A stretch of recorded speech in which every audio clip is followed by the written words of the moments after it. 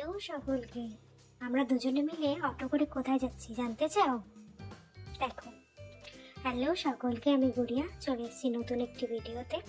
আজকে আমরা যাচ্ছিলাম চা বাগান করতে। এটা কোচবিহারের কাছে একটি সুন্দর চা বাগান।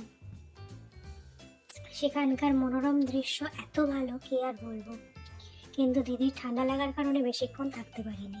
হ্যালো সকলকে, আমি গুড়িয়া চলে এসেছি নতুন একটি ভিডিওতে। আজকে আমরা এসেছি চা বাগান করতে, আমি আর দিদি।